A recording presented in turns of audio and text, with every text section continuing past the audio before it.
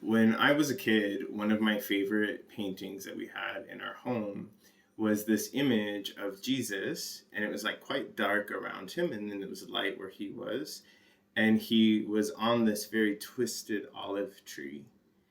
And as a kid, I used to think about that a lot of like what that meant. Of course, you could just look at it as a painting, but art has a lot of deeper meanings. And I thought a lot of how, my experience at the time, I was like that twisted tree. And here's this, person with great energy over this tree. Now, thinking about that, I started thinking about recently talking to different friends and different clients that were experiencing really significant losses in life. What is the wisdom of loss? Because there must be something there. I can't believe personally that everything just happens by chance and it's a horrible world. I think that's one perspective, but the way we see things is the world kind of responds back. I kind of imagine the metaphor I use is our reality is like a really high tech hologram that's responding to our energy, shifting to our energy. So, kind of thinking about what are some of the steps with loss that I've found, seeing the wisdom in other people, the way they maneuvered the losses.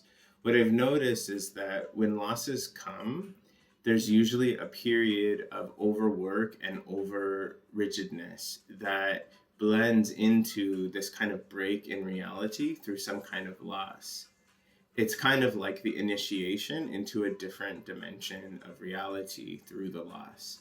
So the first part, when you find yourself in a loss, is really increasing your self-care, because this is required, because part of what got us to this breakdown is our not taking care of ourselves, not prioritizing our inner world, because we're so enthralled by some outer world that we think is gonna, finally pan out, which it never has and it never will. Just ruining the end. It will never work out, and that's okay.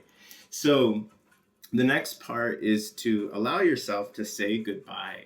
So many people have never mourned their loss because they can't accept their loss. But what good does that do? Because your loss happened. And if you're resisting it, you never open up the energy space to really honor that experience. So that's the next step, is allowing yourself to feel these things. I've had many dark nights of the soul where so much pain came up and I thought for sure I'm not going to make it.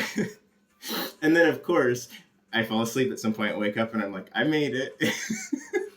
And each time you can do that, you gain a sense of confidence that I can do this. Like I'm ready to welcome in whatever losses need to happen to open up to the reality that I want.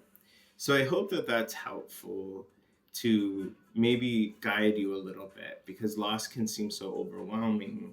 But what ends up happening when we really make space and honor these feelings, honor what was and what can't now be because of this change, is we move into a frequency of consciousness where this and that can exist at the same time, become dialectical. And that is a very, very powerful space as a co-creator of reality, is this dialectical dimension.